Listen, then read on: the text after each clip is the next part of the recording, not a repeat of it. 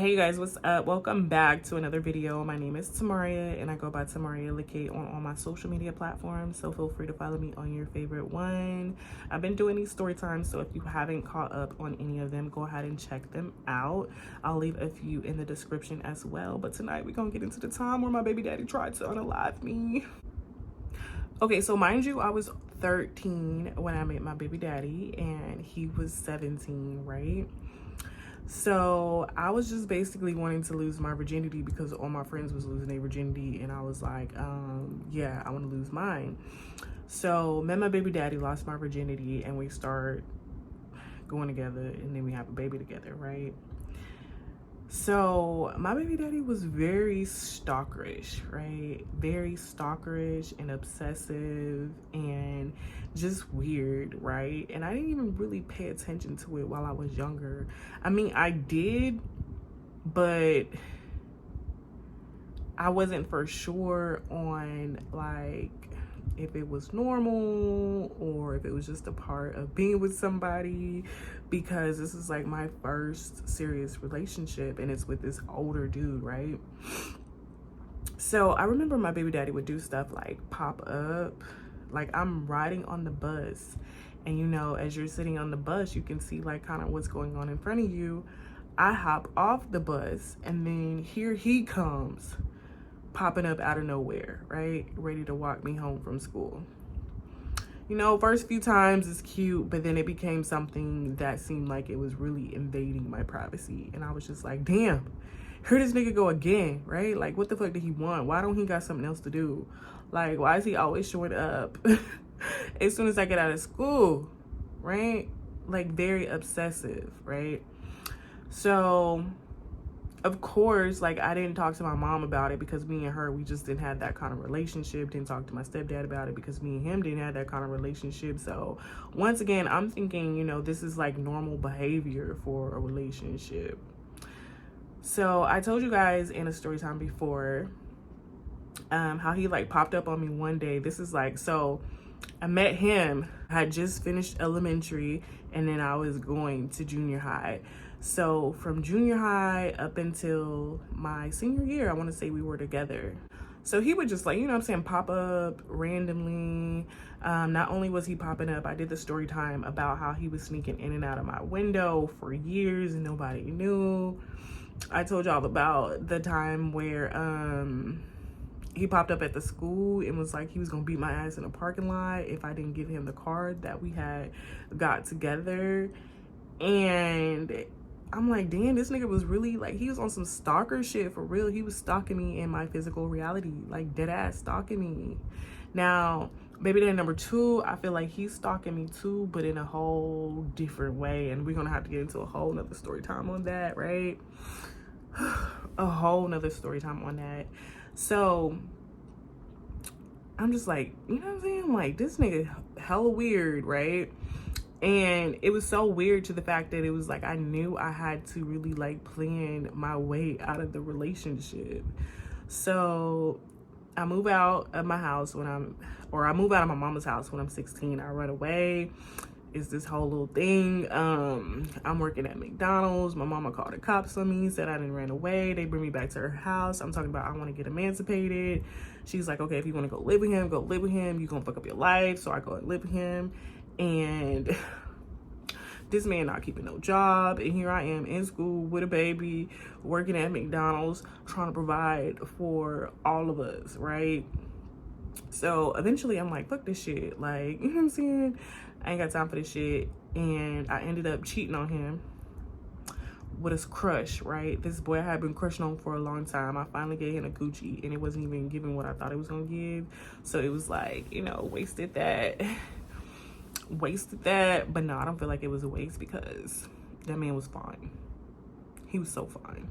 But I think he was bi. So I ended up cheating on my baby daddy with him, and my baby daddy found out immediately. I had his number written on a piece of paper. It was folded up so small in my wallet, right?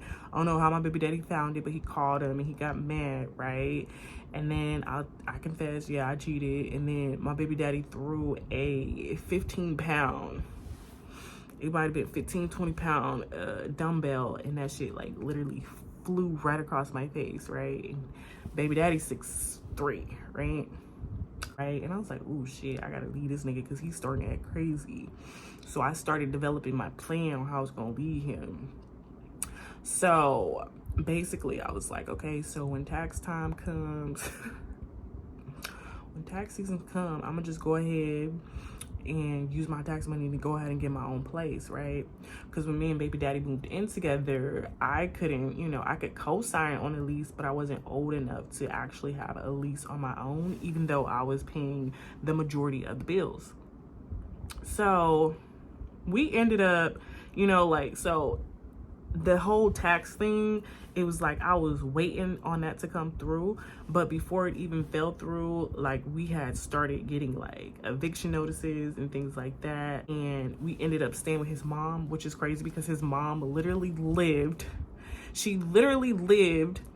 in the same apartment complex as us, next door, right? So we're both upstairs, we're on the left side, she on the right side. So we get evicted from our apartment and we start living with his mama. The landlord, of course, knows. So she's like, if y'all don't leave, then, you know, the mama gonna get evicted too. So we go to his sister's house for a little bit,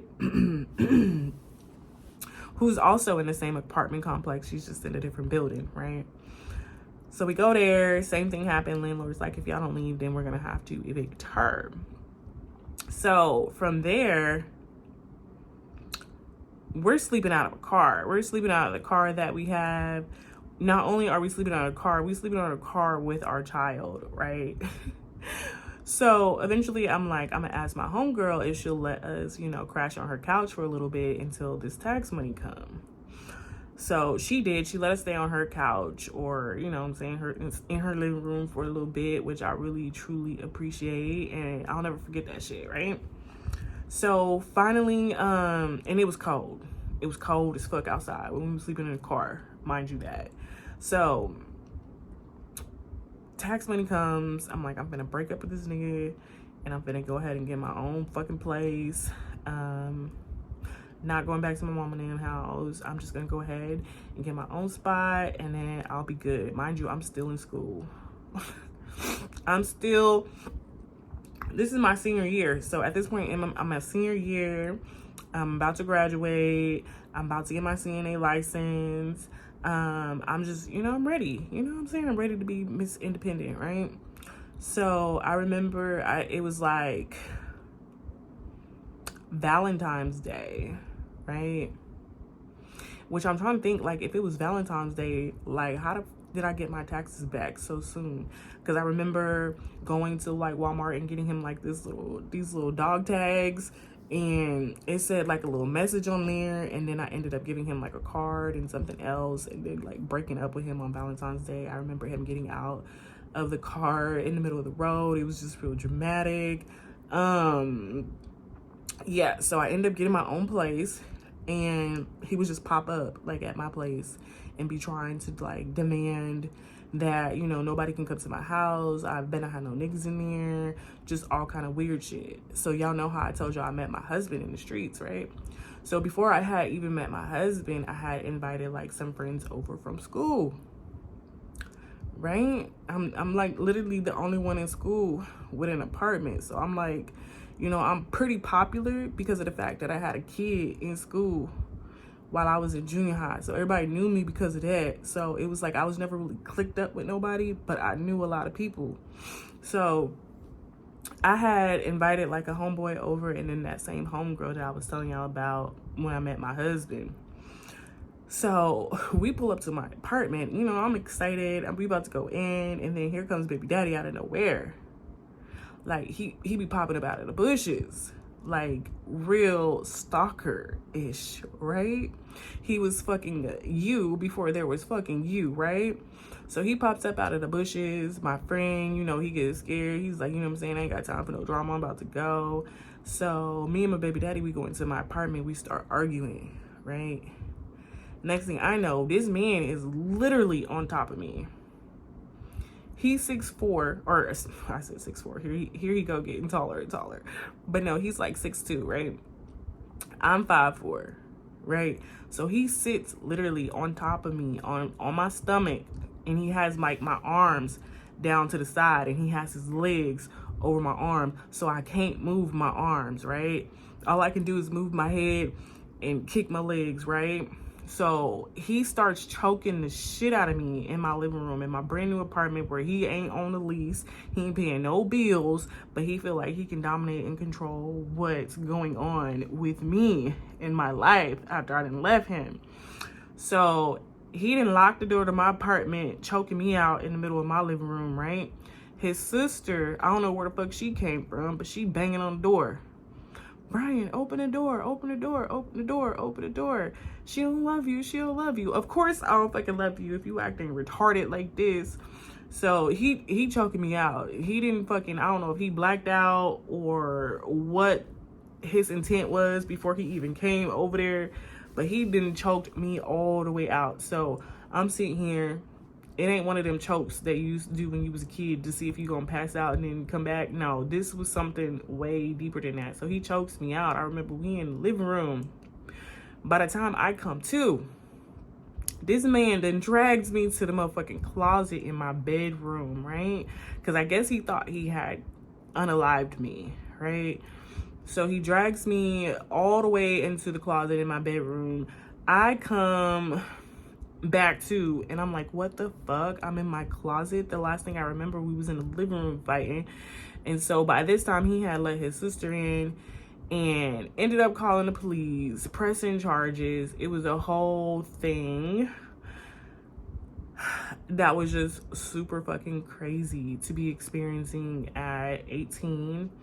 Yeah, after that, like, I just really had a strong sense of, I want to say, like, hatred in my heart for him. Like, I never really fucked with him the same after that. So anytime we had any type of dealings to do with our son, it was like I would just kind of like fuck with the people who he was fucking with. Like, if he had a girlfriend at the time, then I would just, you know, relay messages through her versus having to actually talk to him.